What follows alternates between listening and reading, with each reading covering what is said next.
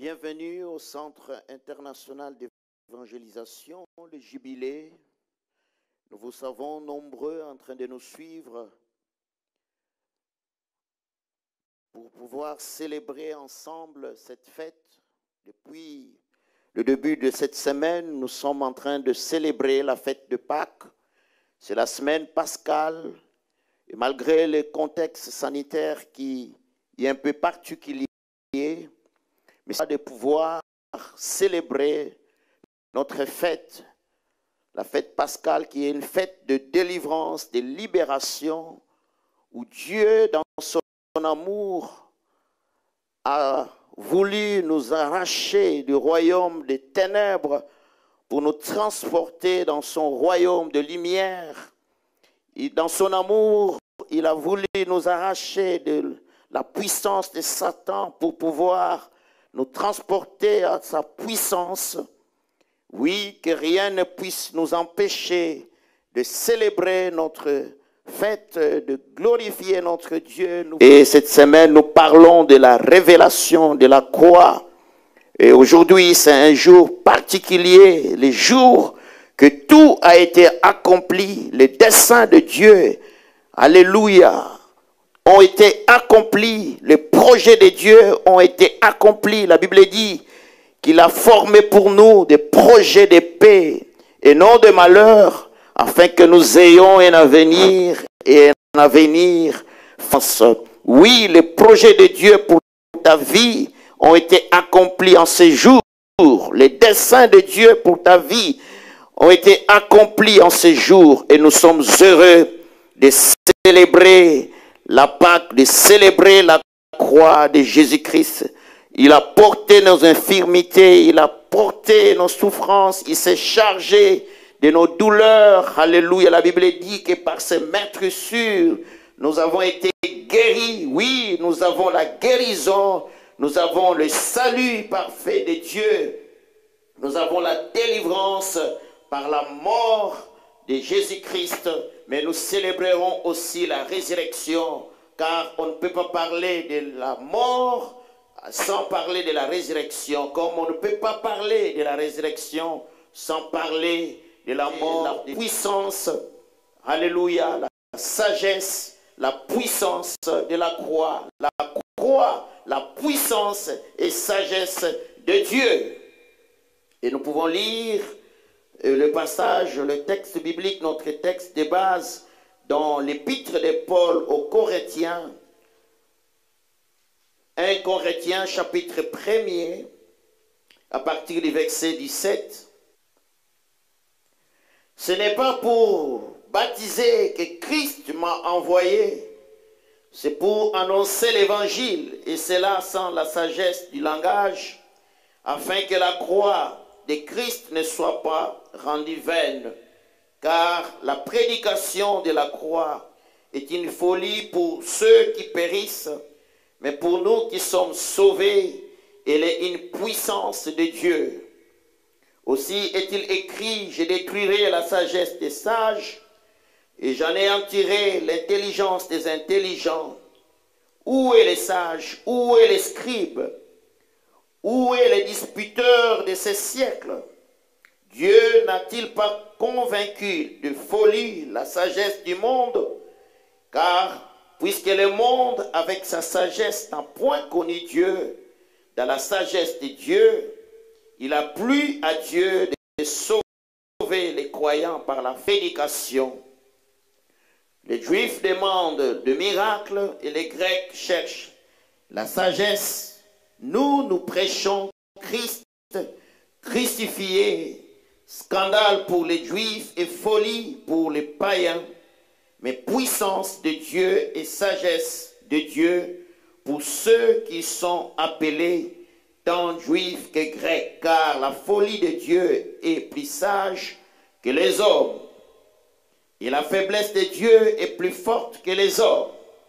Considérez, frères, que parmi vous qui avez été appelés, il n'y a ni beaucoup de sages selon la chair, ni beaucoup de puissants, ni beaucoup de nobles, mais Dieu a choisi les choses folles du monde pour confondre les sages.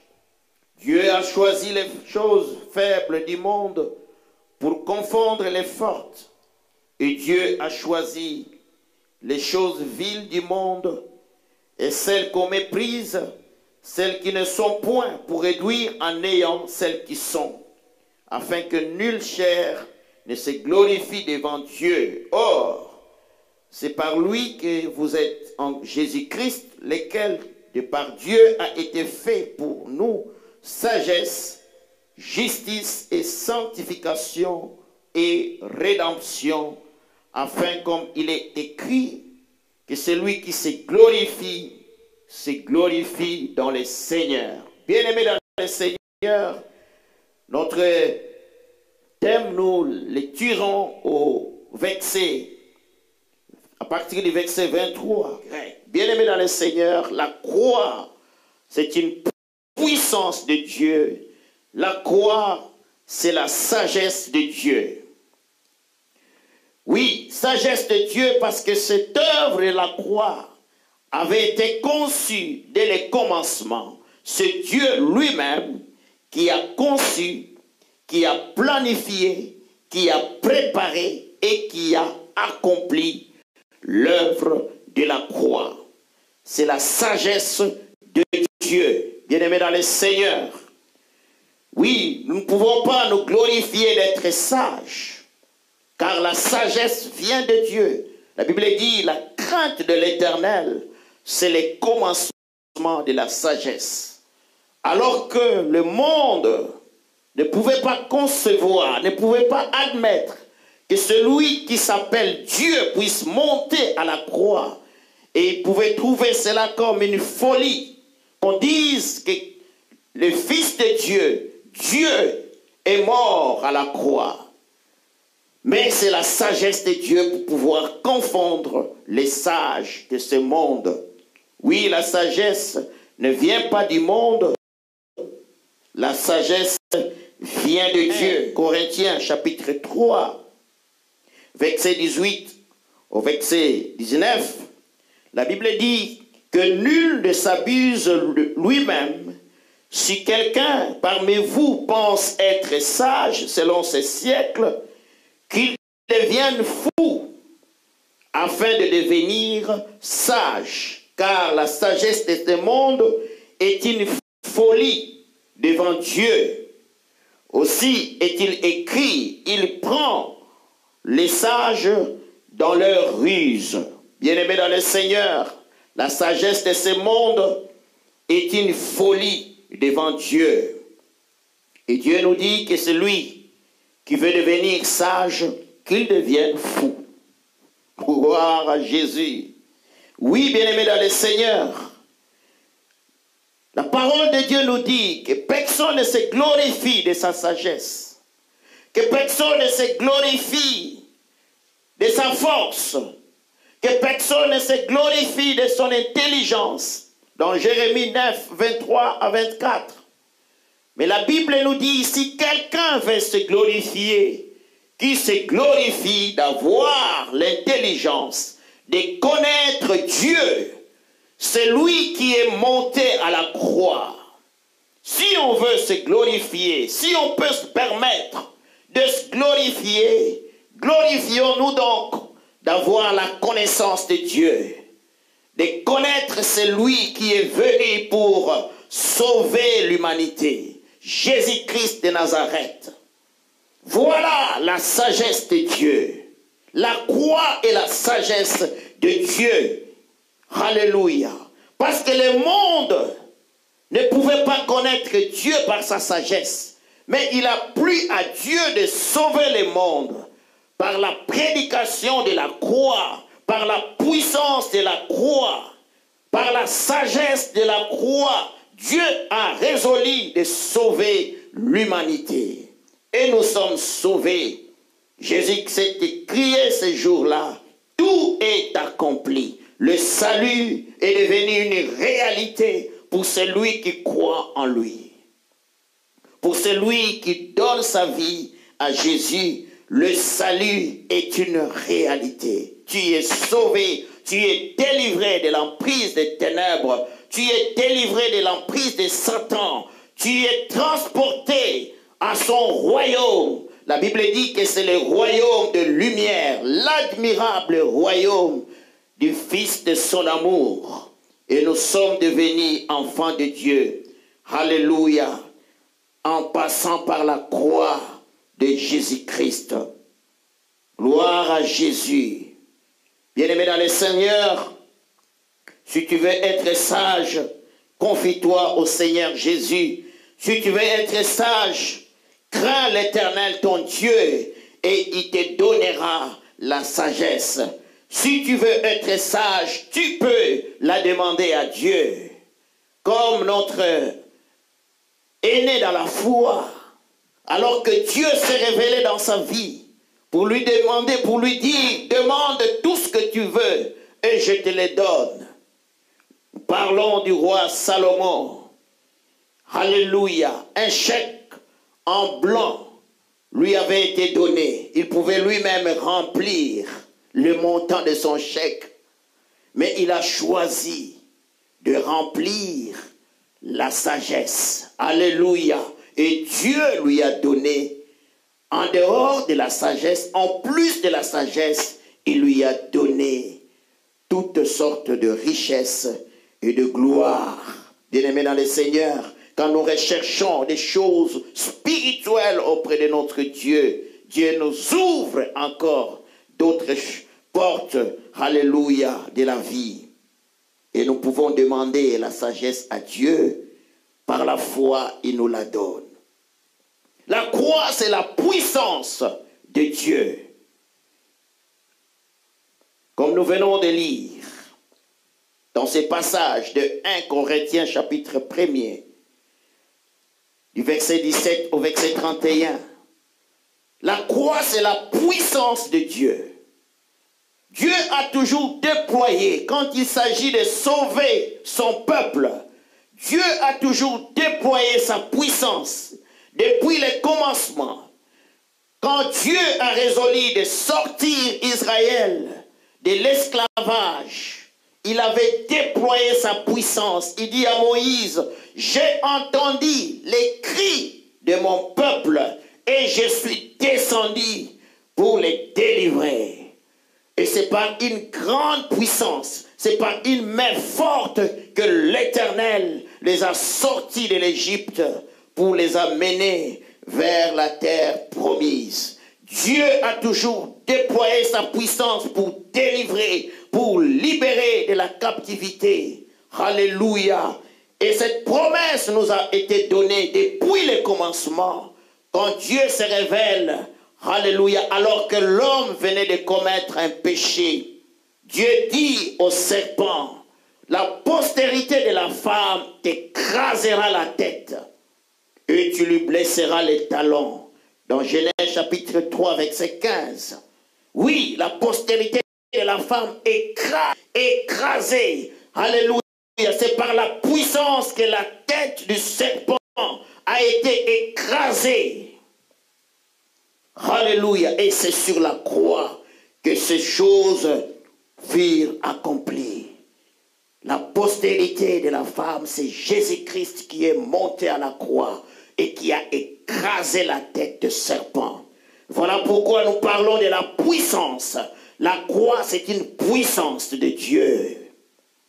Et cette puissance, nous avons retenu 3 points de la manifestation de la puissance de Dieu.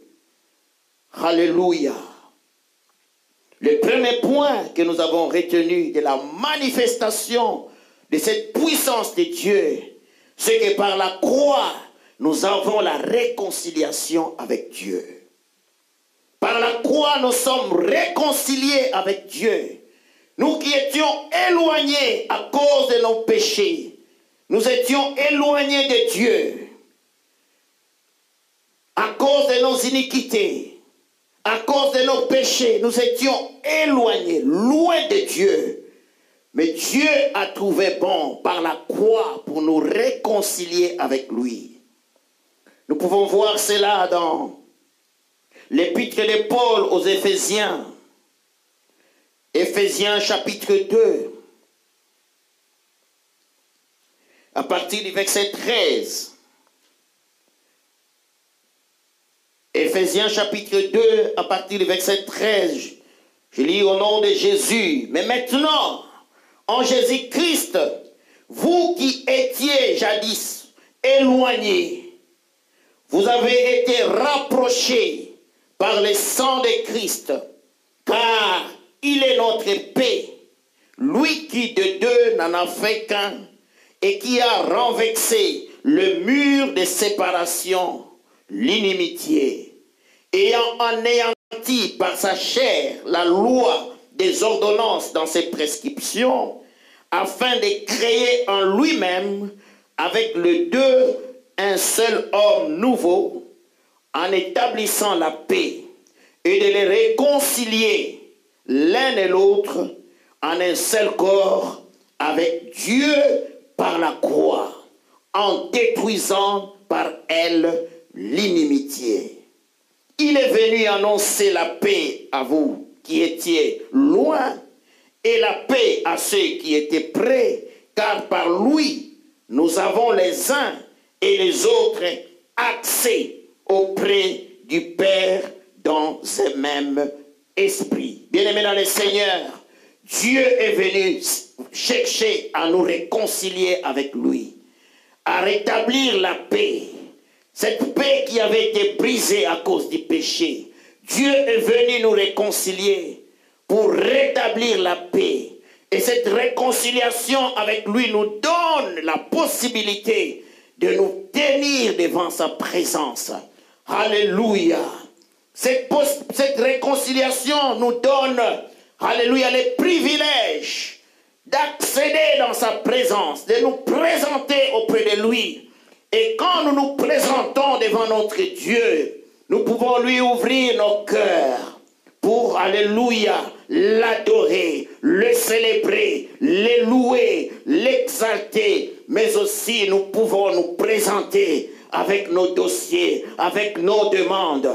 Alléluia. L'accès dans la présence de Dieu a été inauguré, a été ouvert à cause de cette réconciliation de Dieu avec les hommes. Alléluia. La Bible dit, il a renversé le mur de séparation.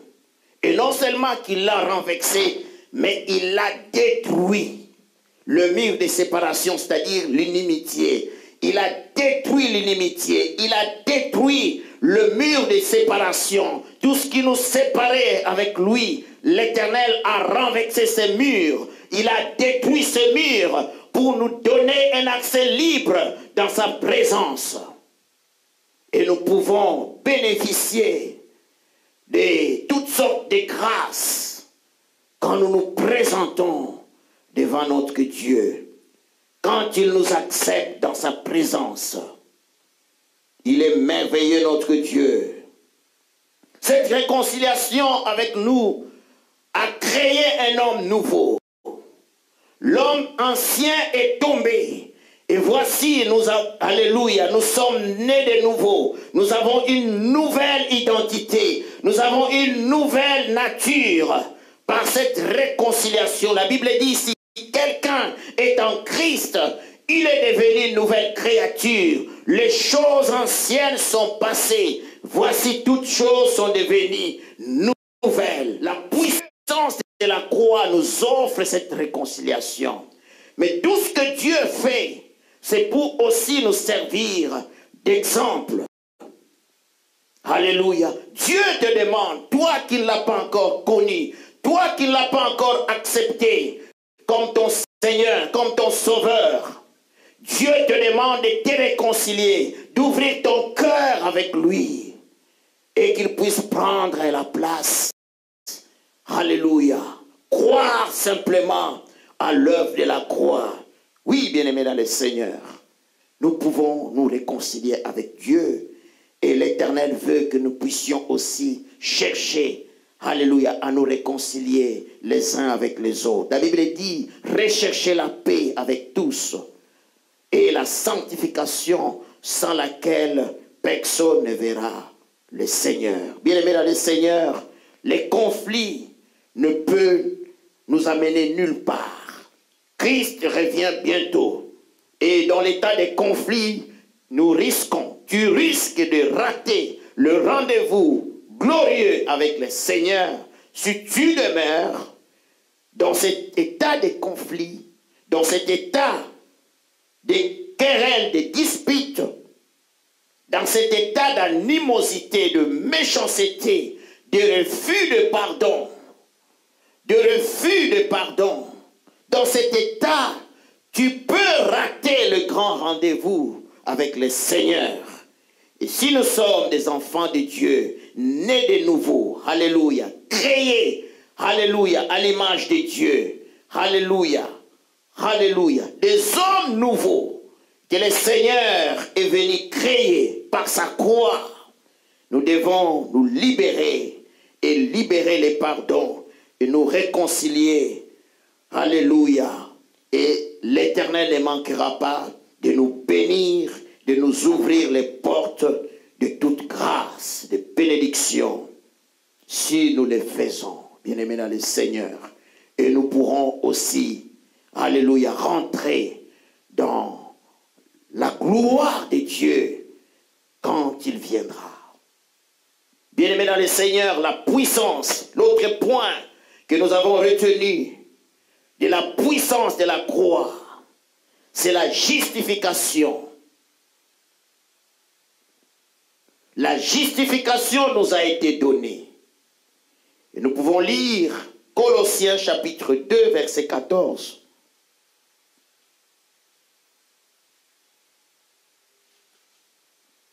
Colossiens chapitre 2, verset 14. La Bible dit, il a effacé l'acte dont les ordonnances nous condamnaient et qui subsistait contre nous. Il l'a détruit en les clouant à la croix. L'acte qui nous condamnait, le Seigneur par sa mort à la croix l'a effacé. Et il nous a accordé sa justice. Il s'est fait pécher pour que nous soyons justice de Dieu. Et tu es devenu juste par la puissance de la croix. Dieu t'a justifié. Il a brisé la condamnation. Tu n'es plus condamné. La Bible dit, il n'y a donc maintenant aucune condamnation pour ceux qui sont en Christ Jésus. Nous avons la justification. Alléluia, auprès de notre Dieu, par la puissance de la croix. Avec toutes les bénédictions qui accompagnent les justes. La Bible dit, quand les justes crient, l'Éternel entend. Alléluia. La Bible dit que le juste ne sera jamais confondu. Et même si le malheur atteint les justes, l'Éternel en délivre toujours. Il y a beaucoup de bénédictions qui nous arrivent à cause de la justice que l'Éternel nous a donnée. Et notre point de la manifestation de la puissance de la croix, c'est que nous avons les triomphes assurés. Nous avons la victoire assurée. Alléluia. Le triomphe est assuré. Tu marches dans la victoire à cause de l'œuvre de la croix. La Bible dit qu'il est venu détruire les œuvres du diable. Et il a détruit les œuvres du diable. Dans Colossiens, chapitre 2, verset 15. L'épître de Paul aux Colossiens, chapitre 2, verset 15, il est écrit, il a dépouillé les dominations et les autorités et les a livrées publiquement en spectacle, en triomphant d'elles par la croix. Nous avons les triomphes assurés, les dominations, les autorités, les puissances des ténèbres, les puissances de Satan ont été détruites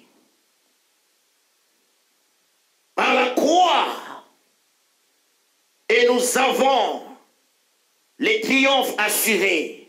Nous marchons, pas pour la victoire, mais nous marchons dans la victoire. Car c'est lui qui nous a donné cette victoire, avait déjà gagné. Il avait fait les boulots. Et nous marchons de victoire en victoire. La Bible dit nous sommes plus que vainqueurs. Parce que c'est lui qui nous a aimés. Et c'est Jésus-Christ qui nous a aimés. Et nous sommes victorieux. Le Seigneur nous assure la victoire sur les puissances des ténèbres, sur les puissances de Satan. Jésus-Christ nous assure la victoire sur le monde. Dans Galates, chapitre 6, verset 14, il est écrit, ça c'est Paul qui est en train de parler, et nous pouvons remonter, oui, au verset 14. Pour ce qui me concerne, loin de moi la pensée de me glorifier d'autre chose que de la croix de notre Seigneur Jésus-Christ, par qui le monde est crucifié pour moi, comme je le suis pour le monde. Car ce n'est rien que d'être circoncis ou incirconcis. Ce qui est quelque chose, c'est d'être une nouvelle créature. Bien-aimé dans le Seigneur, l'apôtre Paul dit, pour lui le monde, alléluia, est crucifié. Alléluia. Le monde est crucifié. Il est étonnant de voir les enfants de Dieu qui sont nés de nouveau, qui sont passés par la croix et qui vivent encore selon les rudiments du monde, selon les principes du monde. La Bible dit, n'aimez pas le monde, car l'amour du monde est inimitié auprès de notre Dieu. Jésus a détruit le mur de séparation. Il a détruit l'inimitié. Et nous ne pouvons plus marcher selon le monde. Nous ne pouvons plus aimer le monde parce que le monde, ce rudiment, les principes du monde ont été crucifiés. Et le Seigneur nous donne la victoire sur le monde. Alléluia. Par la croix. Oui, bien-aimés dans le Seigneur, la victoire qui triomphe du monde, c'est notre foi. La foi en celui qui est mort à la croix. La foi en celui qui est mort mais qui est ressuscité. C'est lui que nous célébrons toute cette semaine. Et l'Éternel est celui qui se révèle dans notre vie. Je prie que Dieu se révèle dans ta vie. Je prie que l'œuvre de la croix, alléluia, se révèle dans ta vie. Nous avons des bénédictions à arracher. Nous avons des guérisons à arracher. Nous avons, alléluia, des vies transformées à arracher. Par l'œuvre de la croix, il est venu pour nous sauver et nous accorder le salut parfait. Et nous avons retenu 3 points qui manifestent la puissance de Dieu. C'est que par la croix, Dieu nous a réconciliés avec lui-même. Et par la croix, alléluia, Dieu nous a justifiés. Et par la croix, Dieu nous assure la victoire, le triomphe. Nous sommes plus que vainqueurs. Alléluia. Je ne connais pas les problèmes que tu es en train de traverser en ces jours. Mais je voudrais tout simplement te dire, tourne le regard vers la croix, car c'est là que le salut t'a été donné. Il y a 2000 ans.